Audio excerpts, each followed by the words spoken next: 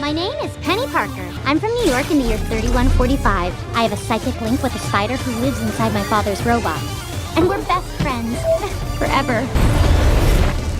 It's about time Penny Parker got her own spotlight. She's Marvel's anime-style twist on Spider-Man, created by Gerard Way. Yep, the My Chemical Romance guy and artist Jake Wyatt. Penny first hit the big screen in Spider-Man Into the Spider-Verse, voiced by Kimiko Glenn, and instantly stood out with her upbeat energy and cool mech suit. She came back in Across the Spider-Verse with an upgraded, more comic-accurate SPDR and officially joined Miguel O'Hara's Spider Society. And with her next appearance already lined up for Beyond the Spider-Verse, her popularity just keeps growing, especially after showing up in Marvel Rivals. Now there's talk that she might be making her way into the MCU soon. Honestly, it feels like the perfect time for a Penny Parker-led project. She's from a universe that feels like it took notes straight out of Evangelion. Giant robot, psychic powers, the works. She pilots a mech suit called SPDR, but she's not doing it solo. She's got a psychic connection with a radioactive spider that helps run the thing. Oh, and she's been doing all this since she was 9. No big deal, right? Her story kind of breaks into 3 parts, starting with Edge of Spider-Verse. At first, it was her dad piloting SPDR, keeping New York safe from all sorts of threats. But when he died, his handlers, who go by Aunt May and Uncle Ben, showed up and basically told Penny she had to take over. They threw her into a room with the sentient spider that helps control the mech, let it bite her, which was apparently super painful, and boom, new pilot. Jump ahead 5 years, and now 14-year-old Penny is more serious and mature.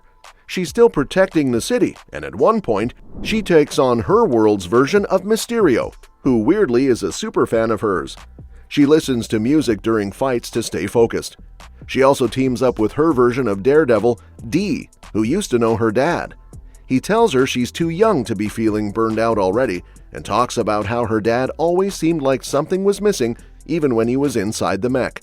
Later on, after taking down some bad guys with Dee, she's approached by Spider-Ham, an old man spider, to join the Spider Army and fight the Inheritors. She agrees, saying, "We're called SPDR and we protect the city. Like my dad, a soldier who died for his people, we'll keep going until we break down for good." 2 years after the whole Spider-Verse adventure, Penny's now 16 and still piloting SPDR in her universe. One day, this girl named Addie Brock shows up and asks if she's really the SPDR pilot and what that's like. Penny brushes her off at first, but Addie follows up, saying Penny's not as special as she thinks, though she makes it clear she's not trying to be rude, just wants to talk. Later at home, Penny brings up this whole being special thing with Aunt May and Uncle Ben, and they kind of dismiss her feelings, which really gets to her. She's frustrated and sad that no one seems to recognize what she's going through. While upgrading SPDR's web shooters, she spots Addie sneaking around their base. Curious, Penny follows her, and that's when she discovers a new black mech called Venom, powered by a sim engine with Addie as its pilot. Penny's furious that May and Ben kept this secret from her. Then things escalate fast. A huge kaiju-like monster named Morbius starts sucking power from the city, and Penny goes in to stop it. But she's so angry and distracted that she gets temporarily knocked out. So, May and Ben send in Venom instead. It defeats the monster, but the mech's unstable engine goes haywire. It turns sentient, and before anyone can stop it, it starts taking over Addie. May tries to step in and fix it, but ends up getting consumed too. Right before it happens, she yells at Ben over the comms, blaming him for not fixing the same issue that had once killed Penny's dad while testing Venom. Penny battles the rogue mech and manages to shut it down with her upgraded web shooters. But when she opens the cockpit, Addie and May are just gone. No trace. A couple of hours later, Penny and Ben finally have a real heart-to-heart, until Spider-Ham shows up again, asking her to join the fight against the Inheritors. Still grieving, Penny doesn't want to go, but Ben gives her a nudge to keep moving forward. By the time End of the Spider-Verse rolls around, Penny Parker is 18 and seriously leveled up. She's piloting a bigger, more powerful version of her SPDR mech and is way more seasoned than when we first met her.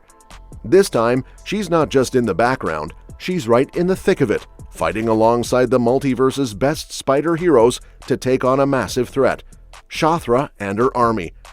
Penny's been through a lot, especially the loss of Aunt May back in Edge of Spider-Geddon, and you can really feel that weight in how she carries herself. She's become more mature and hardened, which makes her a dependable force during this crisis.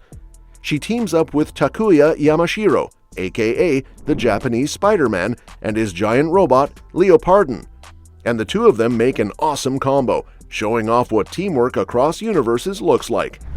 Her main role here is being a heavy hitter on the front lines, using the full power of SPDR to fight Shathra's forces.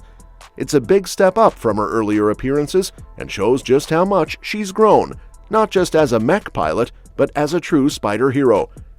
In some alternate takes, like in Spider-Gwen, a future version of SPDR was part of a group called the Amazing Eight. They popped over to Earth-65 to help Gwen Stacy fight off a squad of Silk led by Scorpion. Later on, this same future SPDR was one of the heroes Cable brought back in time in Cosmic Ghost Rider to take out baby Thanos and stop a terrible future from happening. Unfortunately, things didn't go well for SPDR. She got taken out pretty quickly by a cosmic version of Ghost Rider. There is also Penny Parker After School. This story happens right after Edge of Spider-Geddon and shows Penny trying to live a normal teenage life, like fitting in with the cool kids while still dealing with her superhero duties. She's battling bad guys like Atomic Lizard and Mecha Doom, saving the city and all that, but the real struggle? Homework. One big assignment asks her to write about her dad, but she barely remembers him since he passed away when she was little. Luckily, Uncle Ben steps in to help her get a better picture of who her dad was and how much he loved her.